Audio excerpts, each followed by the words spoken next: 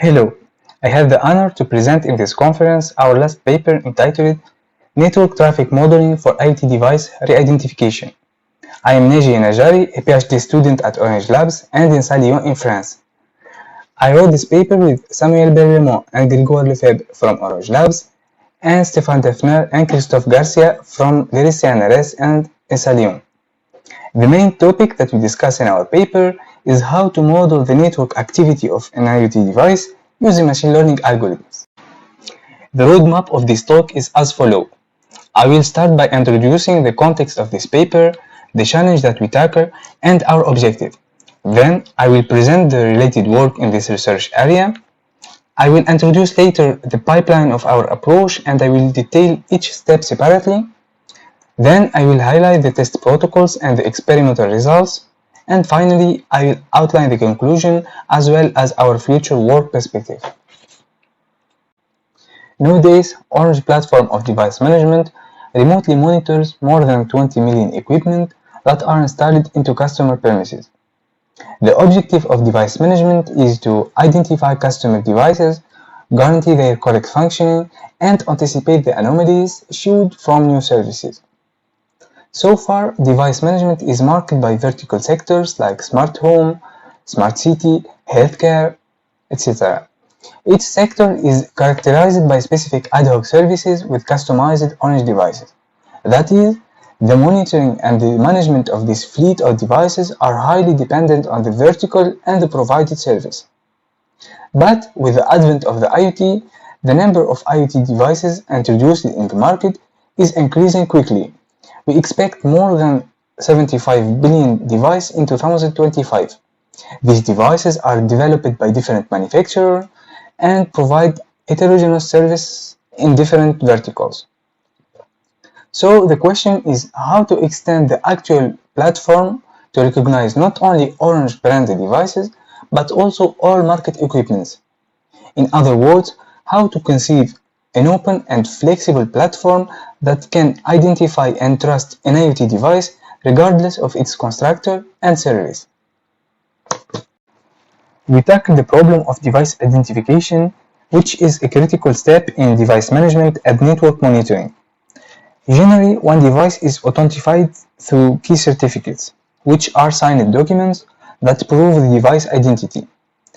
If the device is not managed by Orange, we don't have access to such private keys. So we resort to low-level identifiers, mainly the MAC address, IP address, and the HTTP hostname to identify the device. However, these identifiers are not consistent and cannot be trusted. For example, one can use address spoofing techniques to modify these declared addresses and fool the system with false information. So, our objective is to define a generic approach that recognizes a connected device without using this declared information.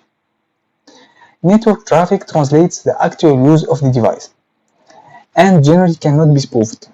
So we propose a data-driven approach based on two steps. First, we analyze a device network traffic over time to find repeatable patterns and trends. This temporal pattern is considered as a behavior baseline or a fingerprint that reflects the device identity. Network fingerprinting is a strategy used to uniquely identify connected devices by analyzing their network packets.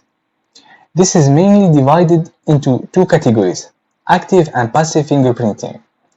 Active fingerprinting consists in sending specific frames to the target device and identifying it according to its responses. On the other side, passive fingerprinting consists in listening passively to the network traffic of one device. Then, the collected network traffic is analyzed to identify salient structures and important information. The first category, i.e. active fingerprinting, is more precise because it targets each device separately with a customized technique. However, it requires establishing connection with one device, so it depends on its availability. In addition, it is an intrusive approach that introduces an additional monitoring traffic in the network. This can be a bottleneck in the case of a large ecosystem of devices. Even though passive fingerprinting is not as much precise as active one, it is a passive approach that does not communicate with targeted devices. Consequently, it is flexible and does not depend on device availability. Considering these advantages, we investigate passive fingerprinting paradigm. We note that there exist some hybrid approaches that combine both active and passive ones. This table presents some existing work in passive fingerprinting based on machine learning algorithms. Mead and al. Were the first to apply clustering algorithms for IoT device identification. They extract IP addresses and port numbers from network packets, and they use random forest to divide the feature space into different clusters of devices. This approach takes into account network-specific features, i.e. IP addresses, which are not consistent and depend on the local structure of the network. Miettinen al. And Bizawada al. Used packet header-based metadata, including network protocols and packet length, to identify IoT devices. They compare different clustering algorithms, including random forest, k-nearest neighbors, decision trees, and majority voting. Their approach is limited because it focuses only on the device setup phase, i.e. the initial phase of a device registration into a network. In the same way, Ekar et al. Used clustering algorithms, SVM, and logistic regression for device recognition. Previous approaches used discriminative algorithms to classify current devices into different classes. While discriminative approaches learn the optimal decision boundary that separates two or more classes, generative ones model the probabilistic distribution of each class separately. Then, classification is performed by associating the test data to the class, which maximizes its generation likelihood. Multi-class discriminative approaches may not be efficient in real-world open environment, where the number of classes may change frequently. Let's take the case of a smart home. At any moment, the customer can connect new device or unplug existing ones. Adding a new class to a trained multi-class discriminative classifier requires restarting the training process from scratch.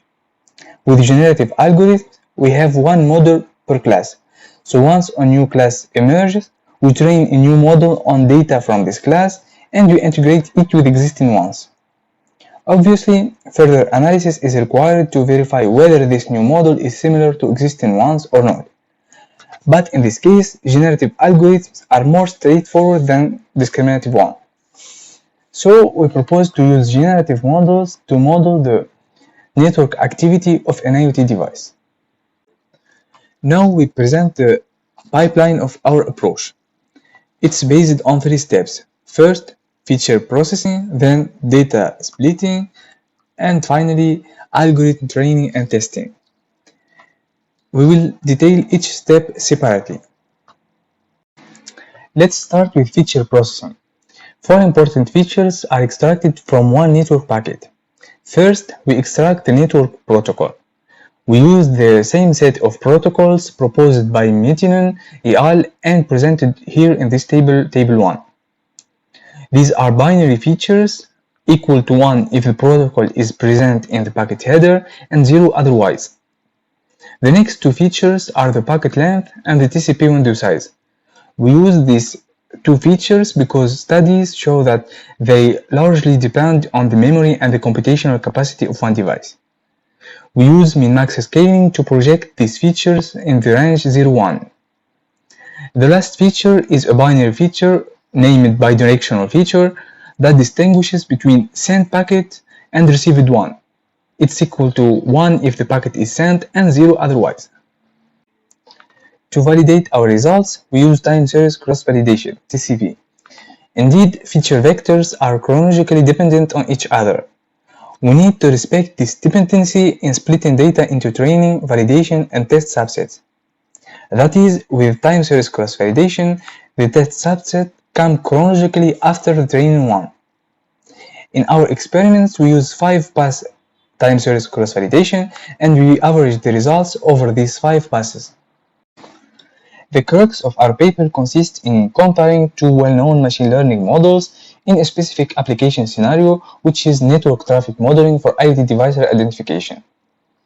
The first algorithm is hidden Markov model, which is a probabilistic graphical model used to estimate a sequence of hidden variables given many observations.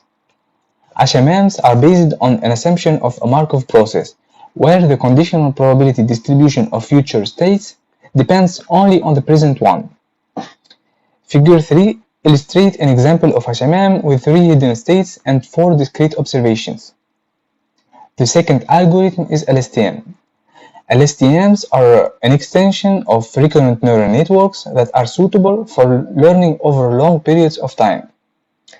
LSTM neurons can control the importance of each sample and accordingly store it or delete it from its memory, so that they preserve only important information over large delays. Both algorithms are used to detect temporal patterns in chronological data and are frequently used in many pattern recognition applications. We train one HMM and one LSTM to model the network activity of one device. We use fully connected HMMs with Gaussian emission distribution. We use the expectation maximization algorithm or the EM algorithm to estimate the optimal parameters. As the EM algorithm is sensitive to the initialization strategy, we initialize HMM parameters randomly, we repeat experiments 5 times, and we average the results over these 5 repetitions. We use the Bayesian information criterion score or big score to estimate the number of HMM hidden states. To classify it as sequence, we select the trained model with the highest generation likelihood, estimated with the forward-backward algorithm. We use 2 layers LSTM. The first layer is composed of 100 neurons and the second one with 21 neurons. Given 10 successive sequences, LSTM is trained to predict the next observation. We repeat this strategy iteratively using a sliding window that runs over all sequences. Then we minimize the mean squared error between the predicted data and the real one. We use the regularization technique based on L2 norm to prevent overfitting. We randomly initialize LSTM weights and we repeat experiments 5 times to limit the impact of parameter initialization. Classification is performed by selecting the offline trained model having the lowest mean squared error between the output prediction and the true test data. We use 2 datasets in our experiments. The first dataset was introduced in the project IoT Sentinel. It contains network traffic emitted during the setup of 31 IoT devices, including cameras, smart plugs, smart sensor, etc. Figure 5 presents the number of packets collected for each device in this dataset. As you can see, the volume of available data varies from one device to another. Some devices have less than 200 packets, while others have more than 38,000 packets. We note that 55% of devices have limited data with less than 2,000 packets in this dataset. The second dataset was created by Sivanathan et al. In 2018. It contains the network traffic of a smart environment composed of 28 IoT and non-IoT devices. Table 2 presents a list of these devices with the volume of data available per each device. Unlike dataset 1, we have large volume of data for each device. We mentioned that in our experiment we exclude the network traffic of all non-IoT devices like smartphone or personal computer, and we keep only IoT device traffic. We use these 4 performance metrics to compare model performance: accuracy, precision, recall, and F-score. For dataset 1, where we have a small volume of data per device, HMMs perform notably better than LSTM. As you can see in this table, HMM's F-score is 32% higher than LSTM. However, LSTMs outperform HMMs on dataset 2. We explain this result by the fact that HMMs are simpler than LSTMs in terms of complexity. That is, HMMs are based on the Markov assumption, which limit the temporal dependency in chronological data, and thus enables HMMs to capture sequential information even with small volume of data. However, LSTMs were developed to deal with long-term dependency and may overfit small volume of data. To go further, we show both HMM and LSTM confusion matrices on dataset 1. We remark that devices misclassified by the LSTMs are distinct devices of the same manufacturer. For example, LSTM confuse D-Link Home Hub, D-Link Siren, D-Link Door Sensor with D-Link Water Sensor. All these devices are manufactured by D-Link company. In the same way, LSTMs confuse TP-Link plug HES100 with TP-Link plug HES110, which are manufactured by TP-Link, EDIMAX plug 1101 with EDIMAX plug 2101. We remind you that this dataset contains only packets emitted during the setup phase of devices. So, with a small volume of training data, LSTMs overfit on the initial phase, i.e. the installation setup of one device, which is highly dependent on the manufacturer. To conclude, we presented a data-driven approach that passively models the network traffic activity of one device. This model is then used as a baseline fingerprint to re-identify this device later. We compared two generative algorithms for this application scenario, HMMs and LSTMs. We find that HMMs outperform LSTMs when we have small volume of data. We found also that devices of the same manufacturer have close initial setup process. In the future, we will target novelty and anomaly detection. We will investigate how to integrate a new device in an ecosystem of trained models, how to share one model between different ecosystems, and how to reject an instance as anomaly, i.e. not generated by any existent model. Thank you for your attention.